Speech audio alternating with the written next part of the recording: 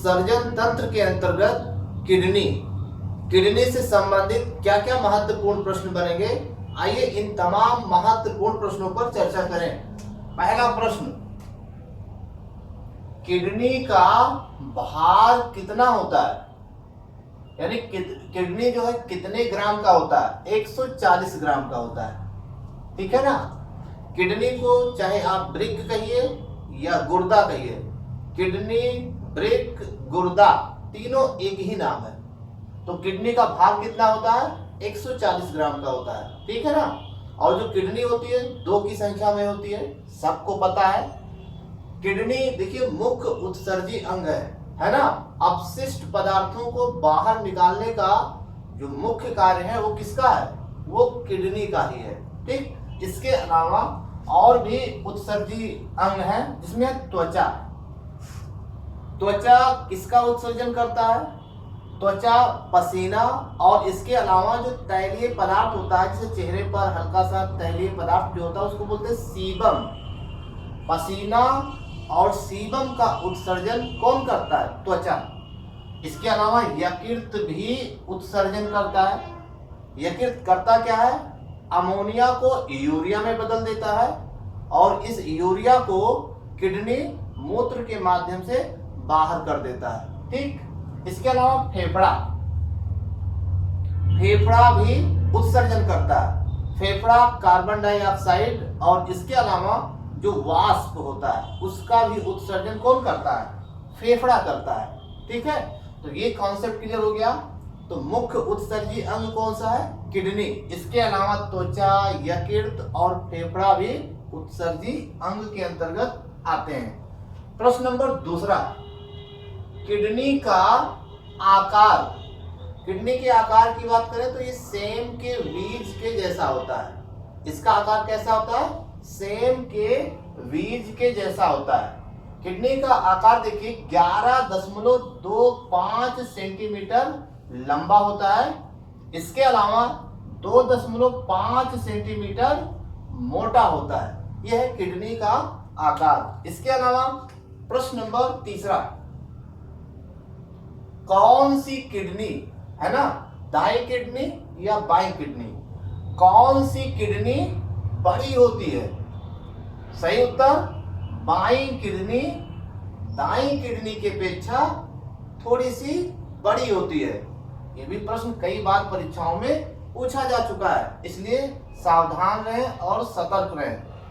प्रश्न नंबर चौथा, किडनी यानी वृक्क यानी गुर्दा, तीनों चीज दिमाग में चलना चाहिए। किडनी के बाह्य भाग को, यानी किडनी का जो बाहरी भाग होता है उसे क्या कहते हैं? उसे कहते हैं कॉर्टेक्स। किडनी के बाहरी भाग को कॉर्टेक्स कहते हैं, और किडनी के मध्य भाग को मेडुला कहते हैं। मां से मध्य, मां से मेडुला। लेकिन अगर ये पूछा जाए किडनी की जो ऊपरी झिल्ली होती है उसे क्या कहते हैं, तो किडनी की जो ऊपरी झिल्ली होती है उसे कहते हैं पेरिटोनियम, और एक होता है हृदय की ऊपरी झिल्ली, उसको बोलते हैं पेरिकार्डियम, और एक होता है मस्तिष्क की ऊपरी झिल्ली जिसे कहते हैं मेनिंजाइटिस। क्या बोलते हैं?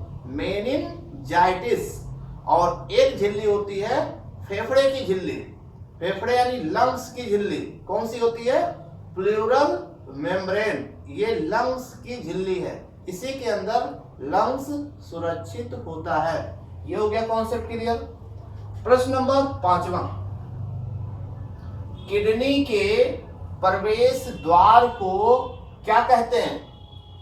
किडनी के प्रवेश द्वार को रेनल हाइलम कहते हैं। तो रेनल हाइलम किडनी का कौन सा भाग है? रेनल हाइलम किडनी का प्रवेश द्वार है।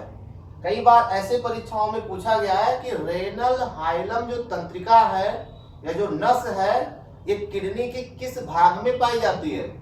तो रेनल हाइलम तंत्रिका यानी नस किडनी के प्रवेश द्वार में पाई जाती है, ठीक। चलिए प्रश्न नंबर 6,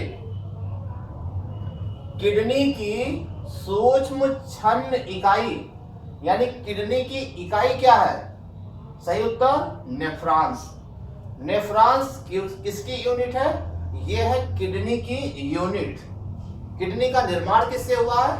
कई नेफ्रॉन्स मिल करके, लाखों नेफ्रॉन्स मिल करके किडनी का निर्माण हुआ। इसीलिए किडनी की सूक्ष्म छन इकाई किसे कहते हैं? नेफ्रॉन्स को कहते हैं। और एक नाम होता है न्यूरॉन, इसको भी यहाँ चर्चा कर लेना जरूरी है, नहीं तो कंफ्यूजन हो जाएगी।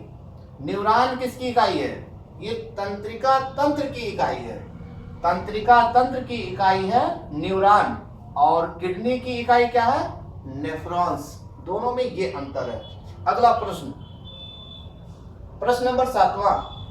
एक व्यक्ति लगभग एक दिन में जो मूत्र है वो बाहर करता है कितने लीटर से कितना लीटर?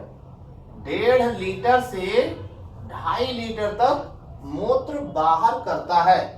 अगर ये पूछा जाए कि मूत्र में यानी यूरिया की कितनी मात्रा होती है, तो मूत्र में यूरिया की मात्रा 2% होती है।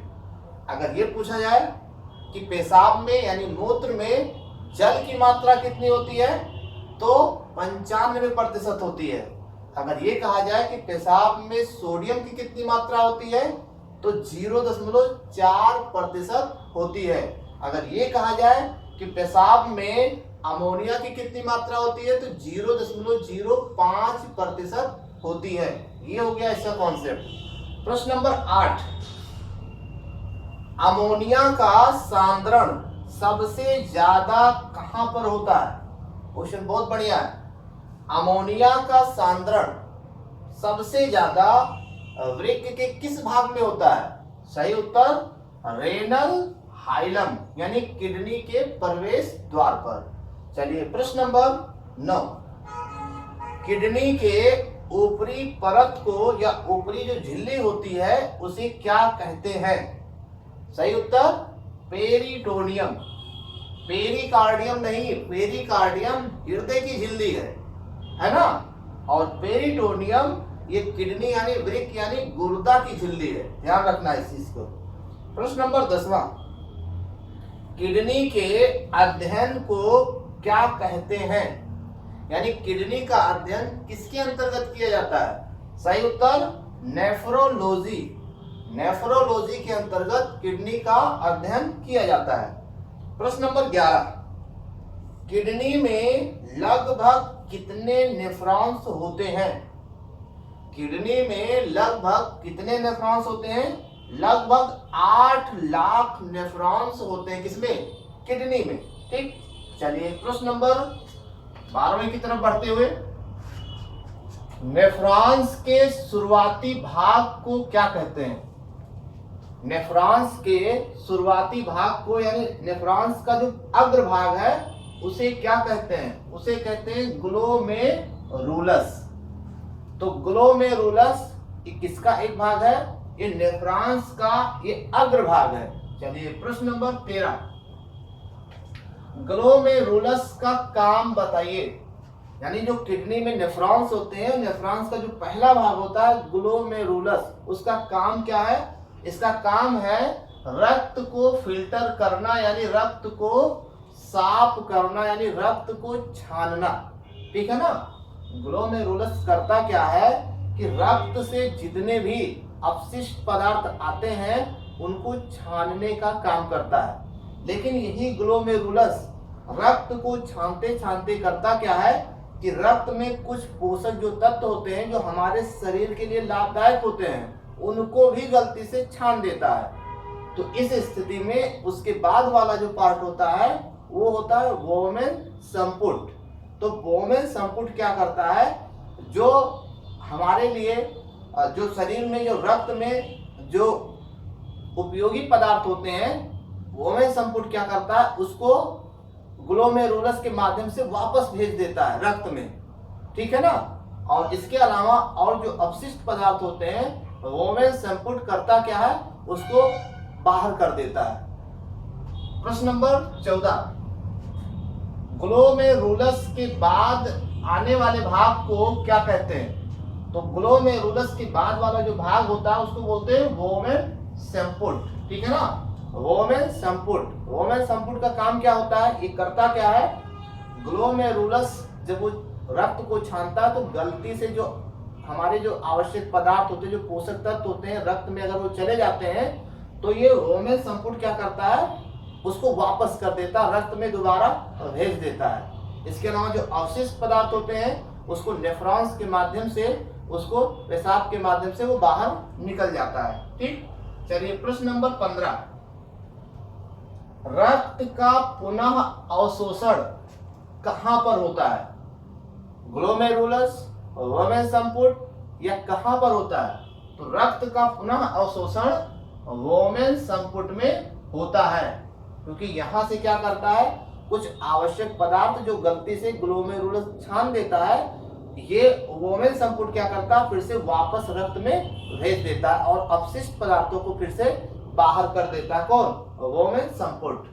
चलिए प्रश्न नंबर 16, पेशाब में यूरिया की मात्रा कितनी होती है? तो पेशाब में यूरिया की मात्रा 2% होती है। पेशाब किसकी वजह से पीला होता है? यूरोक्रोम के कारण। यूरोक्रोम के कारण पेशाब हल्का पीला होता है। जबकि काइल यानी कि लैट्रिन हल्का पीला होता है, किसकी वजह से? बिलिरुबिन के कारण। बिलिरुबिन के कारण लैट्रिन यानी कि काइल हल्का पीला होता है। और पेशाब हल्का पीला किसके कारण होता है? यूरोक्रोम पिगमेंट के कारण। ठीक, चलिए प्रश्न नंबर 17, किडनी 1 मिनट में कितने लीटर रक्त साफ करता है? किडनी 1 मिनट में कितने लीटर रक्त साफ करता है? तो सही उत्तर 1 से 3 लीटर रक्त साफ करता है। प्रश्न नंबर 18, पूरे शरीर का कितने प्रतिशत रक्त हृदय से किडनी में जाता है? पूरे शरीर का कितने प्रतिशत रक्त हृदय से किडनी में जाता है? 7%। कितना प्रतिशत? 7%। और एक क्वेश्चन बन सकता है, पूरे शरीर के भार का कितना प्रतिशत रक्त होता है? 7% रक्त होता है। और एक वयस्क में रक्त की मात्रा कितनी होती है? 4.5 से 5 लीटर रक्त होती है। और आधा लीटर रक्त स्त्रियों में कम होता है पुरुषों की अपेक्षा। ठीक, चलिए प्रश्न नंबर 19, किडनी एक दिन में खून की कितनी बार सफाई करता है? किडनी एक दिन में खून की कितनी बार सफाई करता है? सही उत्तर 400 बार, लगभग 400 बार। प्रश्न नंबर 20, किडनी की पथरी किसकी बनी होती है ना? स्टोन यानी किडनी में जो पथरी बनती है वो किसकी बनी होती है? वो बनी होती है कैल्शियम ऑक्सलेट की। कैल्शियम ऑक्सलेट की बनी होती है। प्रश्न नंबर 21, मूत्र यानी पेशाब में जल की कितनी मात्रा होती है? मूत्र में जल की मात्रा 95% होती है। और मूत्र में जो है यूरिया की मात्रा 2%, कई बार पूछा जा चुका है। सोडियम की कितनी मात्रा होती है पेशाब में? 0.4%। मूत्र में सोडियम की मात्रा जब बढ़ जाती है तो एडिशन रोग हो जाता है। ठीक है ना? तो एडिशन रोग कब होता है? जब मूत्र में सोडियम की मात्रा बढ़ जाती है। अमोनिया है ना, पेशाब में अमोनिया की कितनी मात्रा होती है? 0.5% है ना। अगर यूरिया है ना यूरिन ब्लैडर में एकत्रित रहता है, यूरिया अगर 2-3 घंटे में अगर यूरिया का त्याग ना किया जाए तो यूरिया फिर अमोनिया के रूप में बन जाता है। इसीलिए पेशाब को यानी मूत्र को बार बार त्यागते रहना चाहिए, यानी यूरिया को एकत्रित नहीं करना चाहिए, नहीं 2-3 घंटे बाद फिर क्या होगा? अमोनिया में परिवर्तित हो जाएगा। तो फिर जब पेशाब करते हैं तो गंध पैदा करती है ना। चलिए प्रश्न नंबर 22, इटाई रोग किससे संबंधित है? किडनी से। इटाई रोग किसके कारण होता है? कैडमियम के कारण इटाई नामक रोग हो जाता है। प्रश्न नंबर 23, जीवन रक्षक हार्मोन्स किसे कहते हैं? जीवन रक्षक हार्मोन्स, एड्रिनल हार्मोन्स को जीवन रक्षक हार्मोन्स कहते हैं। ठीक, इसी को flight and fight, fight and flight यानी लड़ो और उड़ो हार्मोन्स के नाम से जाना जाता है। ठीक है ना। इसके अलावा यहां से प्रश्न ये भी बनता है कि किडनी के जस्ट ऊपर कौन सी ग्रंथि पाई जाती है? तो सही उत्तर अधवृक्क ग्रंथि यानी कि एड्रिनल ग्लैंड्स किडनी के जस्ट ऊपर पाई जाती है। तो ये थे उत्सर्जन से संबंधित कुछ महत्वपूर्ण प्रश्न।